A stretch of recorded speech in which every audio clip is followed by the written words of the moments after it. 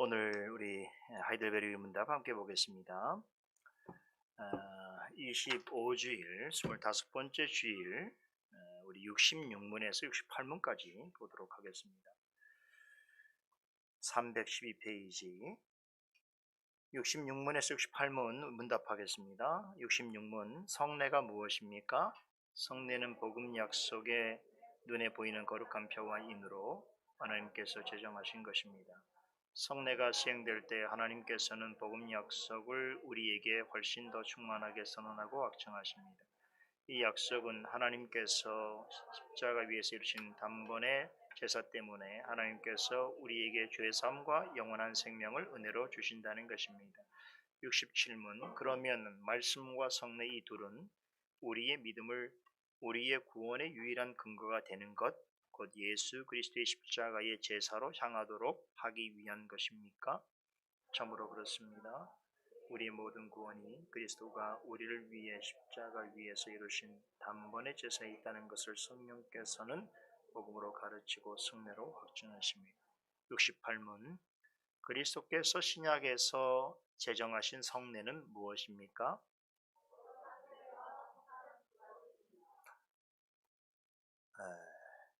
우리는 앞선 문답 해설을 통해서 믿음에 관해서 배웠죠. 믿음이 무엇이고 왜 그토록 중요한가. 그러니까 우리의 믿음은 사도신경에 고백된 그것을 그대로 받아들이는 것이요. 사도신경이 되게 중요한 거죠. 우리 믿음의 틀을 우리에게 제공해주고 있고 그 속에 있는 그 고백되어지는 내용들이 사실 다 우리가 믿음으로서 받아야 하는 것이라는 것을 우리가 이해할 때에, 그것을 믿음으로 받을 때에 그 고백에 따른 주님의 유익과 선물들을 우리에게 베풀어 주시는 것인데, 그리스도께서 십자가에 죽으셨다. 그리고 우리를 죄에서 구원하셨다. 그리고 그 구원하시기 위해서 충분한 의를 이루셨다. 그죠? 그리고 그렇게 그리스도께서 십자가에 성취하신 그 완전한 의를 마치 내가 이룬 것처럼, 그러니까 그리스도께서 십자가에 못 박혀 죽으심으로 이루실 구원 구속 사역의 그 일을 마치 내가 한 것처럼, 그래서 그리스도께서 십자가 죽음을 통해서 이루신 그 순종과 공로를 나의 것으로 여겨 주셨다는 것이죠. 그래서 우리는 죄인임에도 불구하고 그리스도로 인하여서 하나님 앞에서 의인으로 간주되었다는 것이고, 그렇게 간주된 자를 하나님의 자녀라고 칭하셨고, 그런 자들을 그리스도께서 십자가 죽음으로 이루신 모든 은덕을 받아 누릴 수 있도록 해주셨다는 것이죠. 자, 그래서 지금은 우리가 그리스도께서 우리를 위해 십자가에 죽으신 건 과거의 일이잖아요. 한참 전의 일이긴 하나, 그리고 그리스도께서는 하늘 우편에 지금 육신으로 계시나, 그러나 그의 영으로서 또는 그 영께서, 성령께서 말씀을 통해서 우리에게 주신 믿음을 일으키시고 그 믿음을 더욱 강화시키신다라는 것이죠. 자, 이런 모든 것들이 다 믿음과 관련되어 있습니다. 그래서 믿음은 마치 우리 신앙에 있어서 그런 우리의 신앙의 문을 여닫고 있는 그런 경첩 같은 것이죠. 그러니까 모든 우리 신앙의 내용과 활동들이 믿음과 관련되어 있는 거예요. 우리의 삶도 마찬가지예요. 그래서 히브리서 기자는 성도의 삶의 특징을 믿음으로 사는 삶이다. 그러니까 믿음이 얼마나 중요한지 몰라요. 믿음이란 건 사실 하나님께서 우리에게 주시는 선물이기 때문에 우리 것이 아니어서 외부로부터 온 것이죠. 그런데 그 믿음을 받아서 그 믿음을 통해서 하나님을 더 알게 되고 하나님을 따른 삶을 살게 되니까 사실 우리의 구원도 믿음으로 이루어지는 것이고 우리의 삶도 믿음으로 되어지는 것이죠. 그럼 믿음이 얼마나 중요한지 몰라요. 그죠? 자, 이 모든 사실을 알게 되는 것도, 받아들이는 것도 결국 믿음이 있어야 하는 것이죠. 그래서 우리가 지난 시간에 배운 것처럼 그리스도께서 십자가에서 이루신 그 풍성한 구속의 은혜와 은덕들을 우리가 받아 누리고 거기에 동참하기 위해서는 반드시 믿음이 필요한데, 지난번 65문에서 이 믿음이 누구로부터 온다고 했습니까? 출처가 누굽니까? 성령이라고 말했죠. 사실 성경에는 이 믿음은 성부 하나님, 성자 하나님으로부터 다 나오는 선물로 소개하고 있습니다. 그럼에도 불구하고 이 믿음을 성령으로부터 온다 이렇게 고백하는 것은 사실 이 믿음을 가지고 우리의 마음속 역사하시는 이가 누구시냐면 성령이시기 때문에 그래요. 성령께서 이 믿음을 통하여 그리스도께서 나를 위해서 죽으셨고 나를 구원하셨고 그리고 나에게 지금도 십자가에서 이루신 구원의 은덕을 주신다는 걸 알고 받도록 하는 게 바로 믿음이거든요. 그러니까 이 믿음의 역사는 성령께서 직접으로 하시는 것이니까 성령으로부터 온다라고 말해도 참된 말인 것이죠. 자, 그럼 성령께서 이제 우리에게 그 선물로 주신 믿음을 어떻게 하신다고요? 그 믿음을 일으키시기도 하고 굳세게 하시기도 하는데 그때 항상 방편을 사용하신다는 거예요. 그렇죠? 그냥 초자연적으로 성령께서 그렇게 하실 수 있지만 그렇게 하시는 것이 하나님의 뜻이 아닌 거예요. 하나님의 기뻐하시는 뜻은 통상적인 성령 역사는 반드시 어떤 방편을 통하여 이루시는 것인데 그게 뭡니까? 말씀과 대표적인 성례라는 거죠. 그래서 말씀과 성례라고 하는 방편을 성령께서 사용하셔서 우리 가운데 주어진 그 믿음을 이렇게 일으키시고 그리고 그것을 더 굳세게 하신다는 거예요. 그럼으로써 그리스도로부터 받을 은덕들을 누리게 하시기 때문에 바로 이 성령께서 우리 안에 믿음을 일으키시기 위해서 또한 강하게 굳게 하시기 위해서 주시는 이 수단을 가리켜서 뭐라고 표현했죠? 은혜의 방편이다 이렇게 말하는 거죠. 자, 우리는 지난 시간에 먼저 은혜의 방편 중에서 말씀에 대해서 배웠죠. 자, 성령께서 우리의 구원과 관련된 일을 행하실 때는 반드시 말씀을 가지고 하셔요. 말씀을 통하여 말씀과 더불어 말씀 안에서 이 일을 행하신다는 거예요. 그런데 그 중에서 가장 성령께서 말씀을 통해서 효과적으로 우리의 구원을 위하여 일하시는 방식이 뭐냐면 말씀을 전하고 들을 때예요. 말하는 말씀을 전하는 일과 듣는 일이 이루어질 때입니다. 그러니까 실제로 사람을 통해서 말씀을 전하게 하시지만 그러니까 교회 같으면 목회자를 통해서 말씀을 전하게 하시지만 이 전하게 하는 사역이 성령께서 주관하시는 것, 주도하시는 것이고 이 전하는 말씀을 통하여 내 안에 심겨진 믿음이 막 일으켜지고 더 굳세게 되어지는 것도 성령께서 행하시는 일이라는 거죠. 그렇죠? 우리가 성경 관련된 여러 가지 일들이 있을 수 있어요. 성경을 직접 읽을 수도 있고 성경 개인 공부를 할 수도 있겠고 그렇죠? 성경을 머리 대고 잘 수도 있겠고 성경의 활용도 많지 않습니까? 그런 분들 있지 않나요? 잠만 안 오면 성경 가지고 조용히 자기 방으로 들어가서 자녀는 항상 엄마 아빠가 성경 가지고 들어가니까 오늘도 성경을 많이 읽고 묵상하시나 보다 그러는데 바로 머리에 대고 이렇게 주무시고 성경을 배우면 어떻게 잠이 잘 오는지 이런 분도 있을 수 있어요. 성경을 활용하는 거죠. 그럼 은혜의 방도는 아니에요. 그죠? 어쩌건 간에 뭐 성경 여러 가지 우리가 그 성경을 사용하는 방식은 있을 텐데 그 중에서 성령께서 구원의 역사를 더 효력 있게 하시는 가장 좋은 방법은 말씀을 전하고 듣는 데 있다라고 하는 사실이죠. 로마서 10장 17절에 이르기를 성령께서 주시는 믿음은 어디서 난다고 그랬습니까? 들음에서 나고. 여러분, 들음은 어디서 난다고요? 그리스도의 말씀으로부터 말미암는다고 그랬어요. 그러니까 사실은 그럼 이 과정 속에 뭐가 있는 거예요? 그러니까 우리는 믿음은 들음에서 나고 이 들음은 말씀에서 오는 거니까 여기 뭐가 있는 거예요? 전하는 게 있겠죠. 전해야 듣는 거니까. 그렇죠. 그러니까 우리가 회중 입장에서 성도 입장에서 말씀을 듣고 그 말씀을 듣는 거로 인해서 믿음이 우리 안에 일으키시고 굳세게 하는 걸 우리는 경험하지만 그 과정이 있으려면 반드시 말씀을 전하는 자가 있어야 한다는 것이죠. 그래서 우리 개혁교회에서는 성령께서 말씀을 가지고 구원을 효력 있게 하는 데 있어서 가장 중요한 방편을 뭐라고 말하냐면 그냥 말씀이라고 말하지 않고 복음의 강설, 즉 설교라고 말해요. 프리칭이 되게 중요합니다. 그 얘기는 결국 누가 설교를 하냐, 그 설교가 어떤 것이냐 하는 게 되게 중요하다는 거예요. 그렇죠. 왜냐하면 전하는 자가 있어야 듣는 거 아니겠습니까?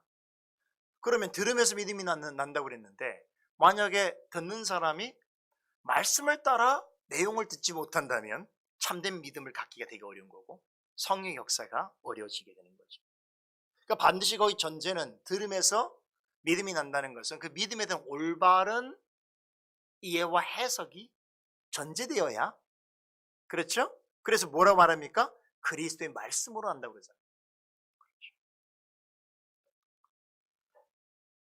그래서 정리하면서 우리가 한 내용만 좀 읽어보고 마무리하려고 하는데요. 말씀 관련해서는 150페이지 한번 보세요. 우리가 이전에 공부를 했습니다만 기억이 가물가물해졌으니까 한번 보겠습니다. 150페이지 보시면 우리 웨스트민스터 대요리 문답, 네, 155문 보세요. 155문 우리 한번 문답 해보도록 하겠습니다. 155문, 말씀이 어떻게 구원을 효력 있게 합니까?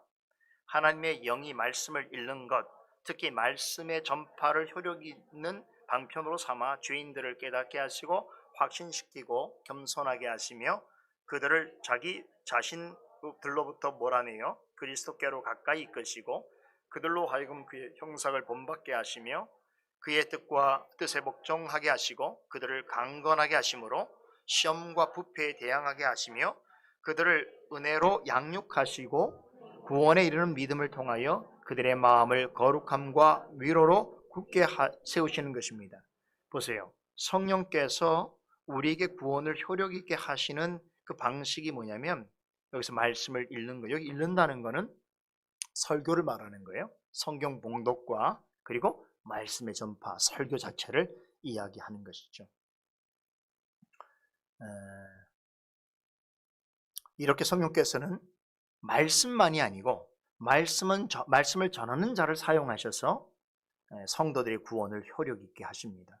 그래서 여러분들이 하나님의 말씀을 옳게 분별하여서 그 뜻을 바르게 전하는 설교를 듣고 따르는 것은 곧 듣는 자의 구원을 효력 있게 하시는 성령님의 뜻을 따르는 것이에요. 이게 굉장히 중요한 거예요. 우리가 어떻게 성령의 뜻을 따를 수 있느냐? 어떻게 따르겠습니까? 그냥 내가 개인적으로 성경 보고 내가 이해하는 방식을 따라가면 됩니까? 그게 아니라는 거예요. 여기는 성령께서 하시는 방식이 있는데, 그게 뭐냐? 설교를 옳게 말씀을 전하는 자의 그 말을 듣고 거기에 성령의 역사가 있습니다. 그리고 그것을 통해서 지금 우리 155문에서 우리가 답변한 것처럼 이렇게 말씀이 우리에게 구원을 효력 있게 하시는 모든 역사를 통해서 우리의 믿음이 더욱 일으켜지고 또 굳세게 되어지는 것이다. 성령은 말씀을 이렇게 사용하신다라는 거죠. 자, 이제부터는 또 오늘은 이제 성령께서 우리의 믿음을 일으키시고 굳세게 하시는 또 다른 은혜의 방편인 성례에 대해서 살펴보도록 하겠습니다. 성례도 말씀처럼 우리의 구원을 효력 있게 하는 주된 방도인데요. 우리 대요리 문답을 폈으니까 이 부분도 함께 읽어보도록 하죠. 우리 다음 페이지 152페이지 보시면 161문 보십시다. 우리 아까 155문에서는 말씀이 어떻게 구원을 효력 있게 합니까? 라고 묻고 답했는데 161문에서는 성례에 관한 이야기죠. 성례는 어떻게 구원의 효력 있는 방편이 됩니까? 우리 답변 같이 한번 나눠보죠. 성례가 구원의 효력 있는 방편이 되는 것은 그것들 자체 안에 있는 어떤 능력이라든지 혹은 그것들을 집행하는 자의 경건이나 의도에서 나오는 어떤 덕행으로 말미암는 것이 아니고 다만 성령의 역사와 그것들을 제정하신 그리스도의 축복으로 말미암은 것입니다. 우리가 이 대요리 문답 161문답을 통해서 확인할 수 있는 것은 성례는 말씀과 마찬가지로 우리의 구원을 효력 있게 하는 아주 중요한 은혜의 방편이라고 하는 사실이죠. 자, 그럼 이제 우리는 이런 질문을 가지게 됩니다. 자, 성령께서 우리 아까 말씀을 살펴봤죠. 말씀이 성령께서 우리의 말씀을 사용하셔서 우리의 믿음을 일으키시고 또 굳세게 하시는 중요한 방편으로 활용하신다라고 하는 부분을 이제 우리가 이해했는데, 자, 그러면 말씀만으로는 부족한 것인가? 이런 질문이 나올 수 있죠. 말씀만 가지고 하면 되지. 그 말씀 외에 또 다른 무언가 필요한가? 그게 뭐냐면 지금 성례를 말하는 거거든요. 우리의 믿음을 성령께서 일으키시고 굳세게 하는 방편으로서 말씀만 있으면 안 되는가? 꼭 거기에 성례를 덧붙여야 하는 것인가? 라고 이제 우리는 묻게 될 수 있는 것이죠. 여기 우리가 이제 오늘 답변을 얻게 될 것입니다.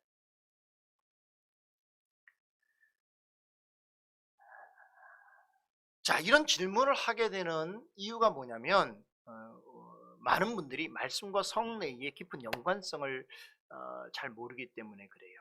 말씀은 말씀이고 성례는 성례다. 이것이 서로 다르거나 아니면 상관이 별로 없는 것으로 생각을 하지요. 그러나 성례도 말씀과 같습니다. 다시 말하면 말씀같이 성례도 말씀인데요. 이게 무슨 말인가? 전통적으로 성경의 말씀에 충실한 교회들은 성례를 뭐라고 여겼냐면 또 다른 말씀이다, 이렇게 봤습니다. 그러니까 설교가 귀로 듣는 말씀이라면 성례는 눈으로 보는 말씀이다. 공통점이 있죠? 말씀과 성례는 다 말씀이에요. 그런데 어떤 방식으로 듣고 듣는가가 다른 건데, 설교는 귀로 듣는 것이고 성례는 눈으로 보는 것이다 라는 것이죠. 어떤 분에게 있어서는 말씀을 눈으로 본다는 것이 매우 생소하게 들려지는 이야기일 것입니다. 그럼 왜 개혁교회에서는 성례를 가리켜서 귀로 듣는 말씀이다 라고 그렇게 표현하고 있는가? 말씀드린 것처럼 설교는 선포되어지는 자의 입을 통해서 우리가 귀로 듣게 되는 것인데, 이런 하나님 말씀을 눈에 보이는 형식으로 전달하는 것이 성례입니다. 눈에 보이는 형식이란 하나님께서 제정해 주신 거룩한 표와 인을 사용해서 귀로 듣게 되는 말씀의 의미를 좀 더 쉽고 분명하게 이해하도록 일종의 시청각 교육을 의미하는 것입니다. 성례는 그래서 교회에서 아주 정례적으로 때마다 그냥 연례적으로 행하는 종교적 의식이 아닙니다. 중요한 것은 뭐냐면 성례는 그 자체로 말씀이에요. 다시 말하면 복음의 약속을 내포하고 있다는 것이 성례가요. 자, 그렇다면 성례가 보이는 말씀으로서 나타내고자 하는 복음의 약속이라는 것이 무엇인가 하면, 그것은 한마디로 하나님께서 죄인된 자들을 위해서 그리스도를 통해서 죄를 용서해 주시고 구원해 주셨다는 것인데, 자, 우리가 웨스트민스터 신앙고백서 제27장 그 성례에 보면 이것을 가리켜서 뭐라고 표현하냐면 은혜 언약이라고 그래요. 은혜 언약. 자, 은혜 언약이란 표현을 사용하는 건 뭐냐면, 잘 보세요. 성례를 은혜 언약이라고 그러거든요. 성례를 말씀을 은혜 언약이라고 하고 성례를 은혜 언약의 표요인이라고 표현하거든요. 여기서 이제 이 은혜 언약, 말씀과 성례가 은혜 언약이 묶여져 있다는 거죠. 그렇죠? 자, 은혜 언약을 이해하기 위해서는 먼저 우리 자신이, 우리 인간이 어떤 존재인가를 알아야 되는데, 성경은 모든 사람은 아담 안에서 죄인이라고 말하죠. 그래서 사람은 날 때부터 죄와 허물 가운데 죽어 있어서 하나님 앞에서 스스로의 어떤 행위와 노력으로는 하나님이 원하시는 의인이 될 수가 없다는 것이죠. 우리 인간은 본성적으로 태어나면서부터 하나님을 대적하고 반발하고 적개심을 갖는 그러한 본성을 가지고 있는 것이에요. 그래서 인간을 자연 그대로 놓게 되면 어떻게 되는 줄 아세요? 인간은 하나님과 상관없이 살게 되는 거예요. 요즘에 어떤 학자들은, 교육학자들은 사람을 교육해서 안 된다, 훈육해서 안 된다, 뭘 가르치려고 해서 안 된다, 마치 장자크 루소가 얘기한 것처럼 자연으로 돌아가도록 해야 된다, 자연으로 내버두라 하는데, 굉장히 오늘날 어떤 사람들은 굉장히 귀에 솔깃한 이야기예요. 인간을 자연의 일부로 보고 자연처럼, 동물처럼 그냥 자연 세계에서 놔두면 알아서 인간이 된다고 얘기를 하는 것이란 말이에요. 성경은 그렇게 말하지 않아요. 성경은 항상 어떻게 말합니까? 자녀들을 가만히 냅두지 말라는 거예요. 본성대로 하도록 하면 안 되고 훈육하고 교양으로 양육하라고 그러죠. 그 이유가 뭡니까? 인간은 본성적으로 죄인이기 때문에 그래요. 그래서 아무리 보기에 선하고 착한 사람이라도 자연 그대로 상태로 놔두면 어떻게 되냐면 하나님 앞에 죄인으로 살다가 죄인으로 죽는 거예요. 여러분 그걸 잘 아셔야 돼요. 하나님 앞에서 우리 존재가 어떤 존재라고 그랬죠? 우리는 하나님 앞에 부패한 자고 우리가 행하는 어떤 선행이라도 더러운 옷을 입는 것과 마찬가지인 것이죠. 그러므로 오늘 아침에 제가 강설 말씀을 통해서 말씀드린 것처럼 하나님은 공의로우시고 거룩하신 분이시기 때문에 그러한 죄와 그런 죄인에 대해 반드시 하나님 벌하고 심판하실 수밖에 없는 것이죠. 그런데 그런 모두 하나님 앞에서 영벌을 받을 만한 죄인들 가운데서 하나님께서 어떤 사람들은 중보자 예수 그리스도가 십자가 이루신 그 은혜로 말미암아서 그들을 죄와 저주로부터 구원하셨다는 거예요. 이것이 바로 은혜 언약이에요.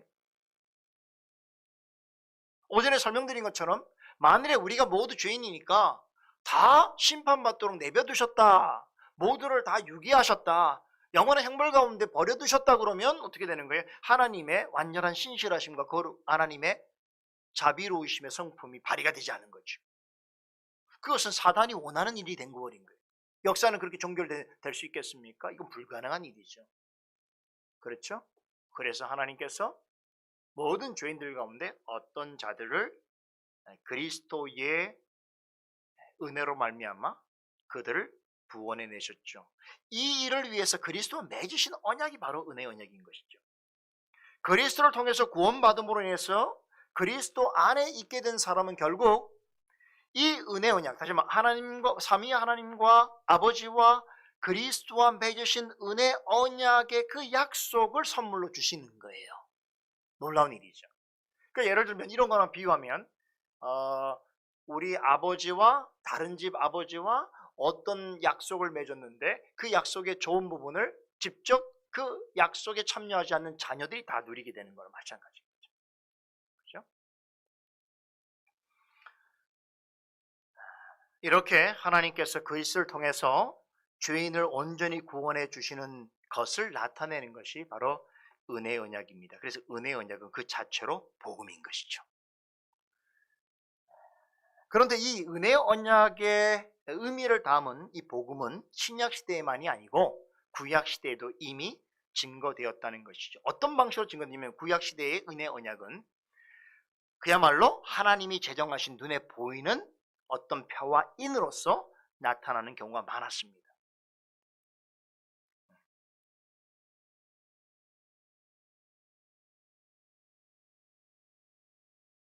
구약 시대의 대표적인 은혜 언약의 표가 뭘까요? 바로 할례와 유월절이죠. 할례고 그리고 또 할례와 유월절이고 신약 시대에는 뭡니까? 은혜 언약 대표적인 게 세례와 성찬이죠. 근데 이걸 어떻게 묶을 수 있냐면 의미 면에서 보면 할례와 세례를 함께 묶을 수 있고 유월절과 성찬을 함께 한 묶음으로 둘 수 있습니다. 구약의 할례와 신약의 세례는 보여지는 면에 있어서는 시행하는 방식에 있어서 형식에 있어서 아주 다르죠. 그렇죠? 하나는 어린 아이의 남자아이의 표피를 일부를 자르게 되는 거죠. 그리고 세례는 물러주는 거죠. 형식이나 보여지는 방식은 아주 큰 차이가 있습니다만 그런데 그 공통적인 의미가 있다는 거예요. 둘 다 사실 이 피를 흘린다. 하나는 피를 흘리는 것이고 하나는 그리스도의 피로 인해서 죄를 사해 주시는 것을 말하는 것이죠. 그러니까 결국 이것은 그리스도에 의한 죄의 사함이고 그리고 그리스도의 죄의 사함을 얻은 자가 할례를 받으면 어떻게 됩니까? 회중 가운데 여호와의 회중 가운데 들 수 있는 자격을 얻는 것처럼 세례를 받은 자는 그리스도 안에 연합될 수 있는 그런 자리로 나아가게 되는 것이죠. 그런 의미가 일치하는 것이죠. 그것을 확증해 주는 거룩한 예시라고 볼 수 있어요. 또 구약의 유월절과 신약의 성찬 역시 보여지는 면에서 많은 차이가 있지만 성례로서 전하고자 하는 것은 같은 뜻이 있습니다. 자, 유월절과 성찬에서 가장 중요한 핵심 뭡니까? 바로 그리스도의 죽음이죠. 그렇죠? 유월절도 그리스도의 죽음으로 인해서 오늘 오전에 우리 어린 자녀들에게 제가 유월절을 얘기했는데 유월절, 패스오버라고 하는 말 자체가 의미하는 게 있다고 그랬죠? 그죠? 죄와 죽음을 뛰어넘는 거죠. 그리스도의 십자가로 뛰어넘는 거죠. 넘어가는 거죠. 그렇죠? 이것이 무엇으로 가능해졌는가 하면 모든 장자들이 죽어야 되지만 그 문지방에 어린 양의 피를 바른 집마다 넘어갔잖아요. 죽음의 사자가 넘어갔잖아요. 그렇죠. 결국 예수 그리스도의 죽으심, 이것을 강조하는 것이 유월절이고 동시에 신약에서는 성례인 거죠. 성찬인 것이죠.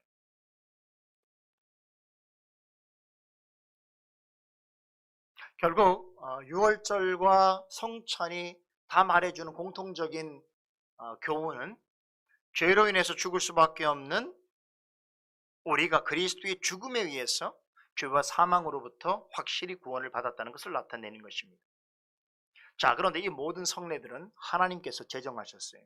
그래서 구약시대에는 할례와 유월절이라는 성례를 통해서, 그리고 신약시대에는 세례와 성찬이라는 성례를 통해서 결국 뭐를 드러내시기를 원했냐면 은혜 언약의 실체이고 우리의 중보자이시고 우리의 구원자이신 예수 그리스도를 나타내기를 원하셨다는 것이. 이 성례들은 모두 그리스도에 의해서 성취될 복음의 약속을 담고 있는데, 이 복음의 약속을 눈에 보이는 표와 인으로서 나타내는 것이 바로 성례인 것입니다. 그러니까 사실 복음의 약속이라는 건, 여러분, 약속이라고 하는 것은 물론 약속이라는 것, 약속 자체를 생각하면 이거는 눈에 보이지 않는 거죠. 그냥 우리가 듣는 거죠. 그런데 그 약속이 사실인 것을 뭐로 드러내요? 가시적인 어떤 것으로 드러내는 것이 표고 인이라는 것이죠. 그렇죠? 이것이 구약시대에는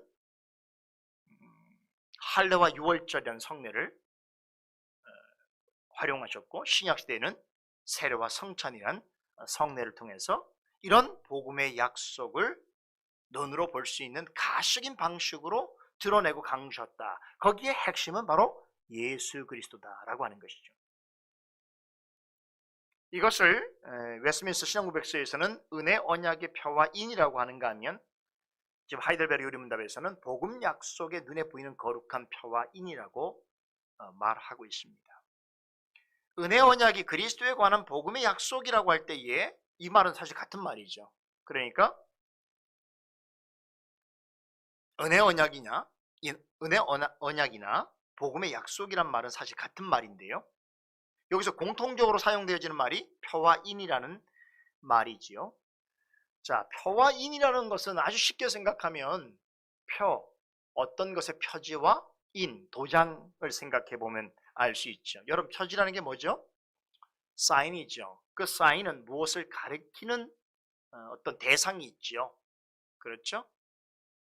그러니까 성례를 은혜 언약의 표라고 말을 할 때는 은혜 언약의 실체이신 예수 그리스도에 관하여 무엇을 가리킨다라는 거죠. 그게 뭡니까? 성례라는 거예요.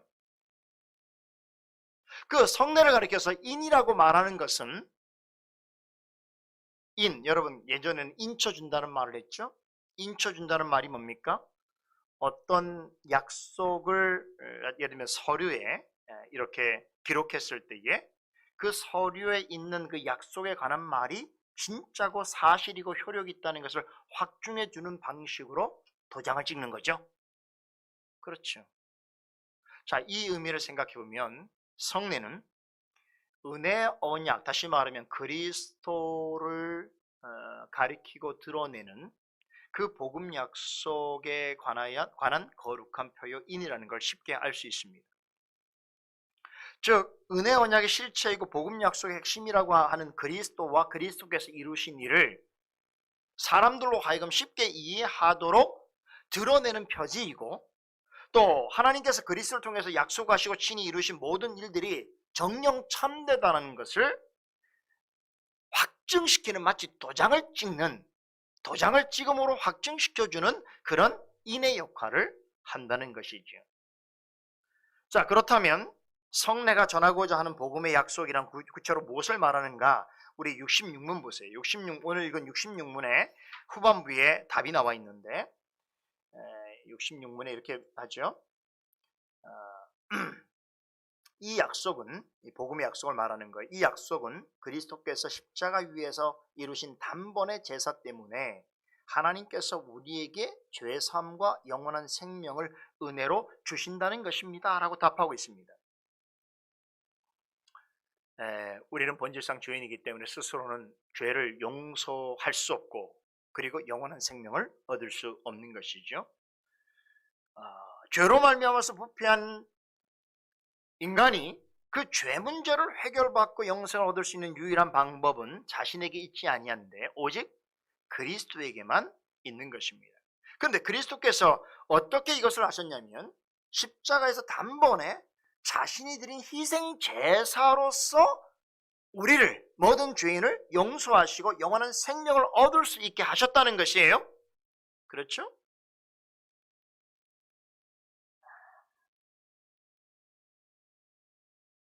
그리스도께서는 우리의 죄를 사하시기 위해서 대제사장이 희생제물이 되었을 뿐만 아니라 우리를 죄에서 단번에 구원하신 대제사장이 되어주신 것입니다. 이 사실을 우리로 하여금 믿음으로 이해하고 고백하게 하시는 분이 성령이시죠.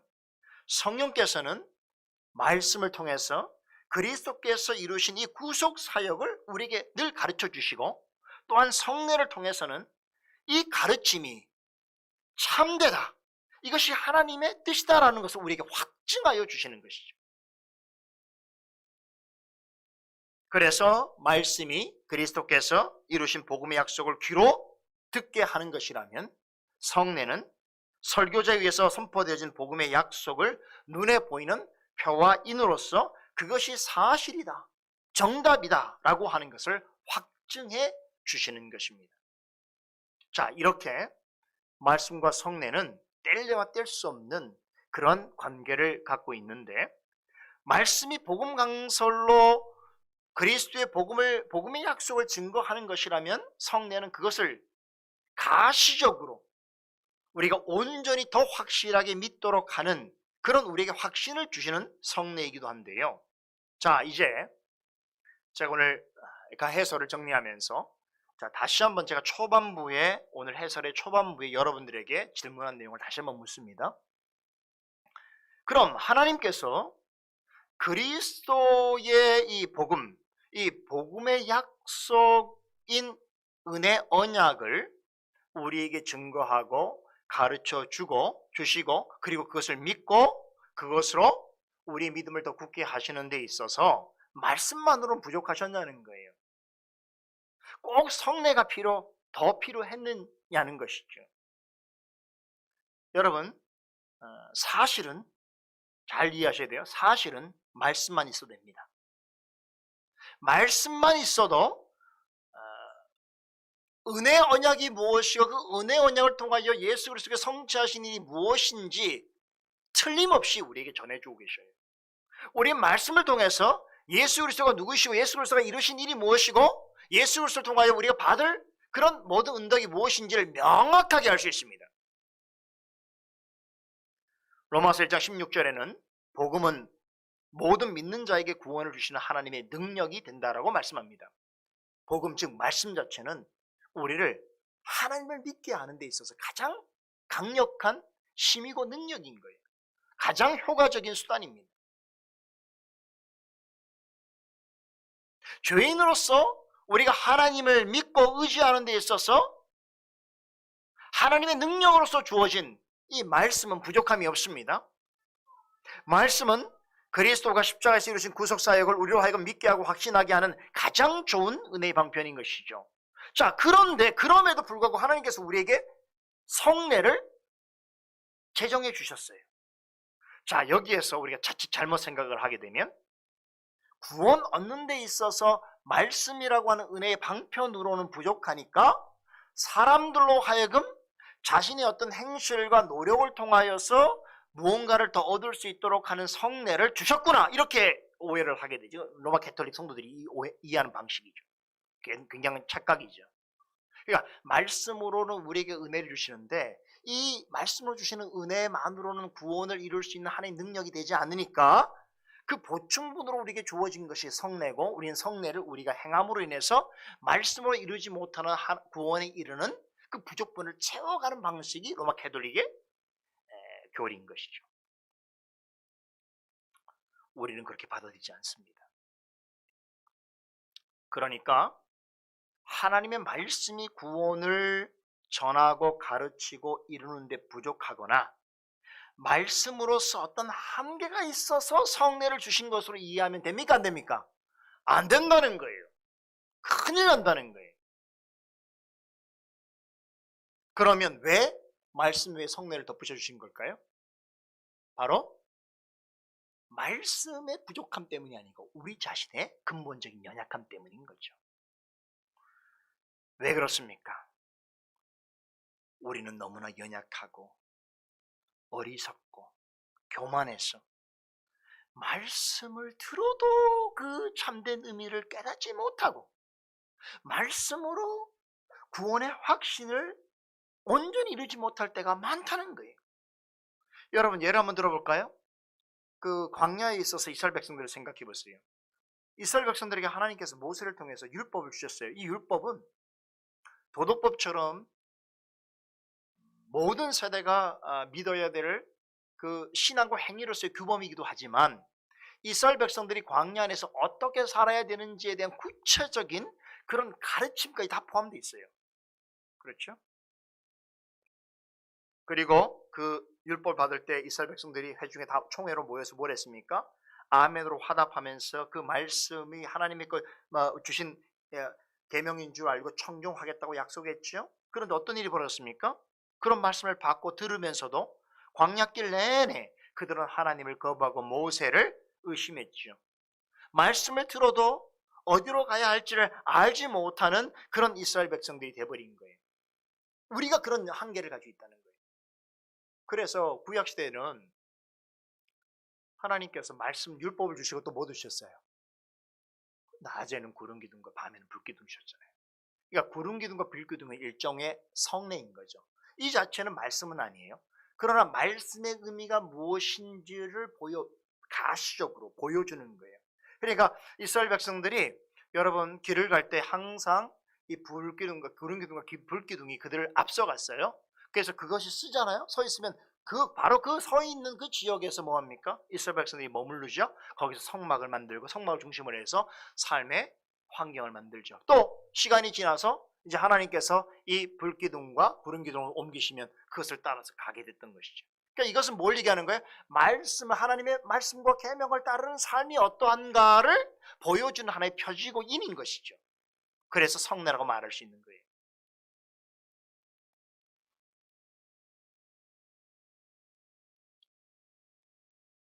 여러분 이건 뭘 얘기하는 겁니까? 우리에게 전해주시는 하나님의 말씀은 부족함이 없습니다. 완전한 진리죠. 그런데 그것을 우리가 귀로 듣고 우리의 머리를 이해하고 마음으로 받을 때에 우리에게는 한계가 있어요. 본질적인 연약함과 어리석음이 있어요. 여러분들 보세요. 지난주 말씀 다 기억나나요? 2주 전의 말씀은 뭐 지난주도 얘기 안 하는 뭐 기억이 안 나는데 뭐 한 2주, 3주? 그렇잖아요. 우리가 지금 생활하면서 사실은 교회에서 들은 말씀 중에 처음 듣는 말씀들은 많지 않죠. 어떤 뭐 특별한 정보나 해석은 새롭게 들을 수 있을지 모르지만 거의 같은 말씀을 늘 듣는 거예요. 그런데도 불구하고 우리는 그 말씀에 충실한 이해를 못하고 그 말씀에 따라 충실하게 살지 못할 때가 너무나 많지요. 그러니까 그것을 우리의 고려해 주신 거예요. 듣기만 해서 우리가 다 깨닫게 된다 그러면 말씀만 있어도 되는 거예요. 그런데 우리의 본질적인 연약함과 어리석음을 아셨기 때문에 성례라고 하는 또 다른 은혜의 방편을 통해서 우리가 귀로서 듣게 되는 그 말씀이 그리스도에 의해서 성취된 복음의 약속인 줄을 확증시켜 주시는 거죠. 그렇죠. 그래서 성령께서는 이 두 가지 방편, 말씀과 성례를 통해서 우리에게 믿음을 더 일으키시고 그리고 굳세게 하시는데, 특별히 말씀을 통해서는 그리스도의 구속의 사역과 또한 그것이 이루어진 은혜에 대하여 전하여 주시고 우리에게 알게 하시고, 또한 성례를 통하여서는 그것이 참되고 사실이라는 것을 도장을 찍듯이 확증케 해주시는 거예요. 그런 방식으로 말씀과 성례를 활용하시어 우리의 믿음을 일으키시고 굳세게 하신다는 것이죠.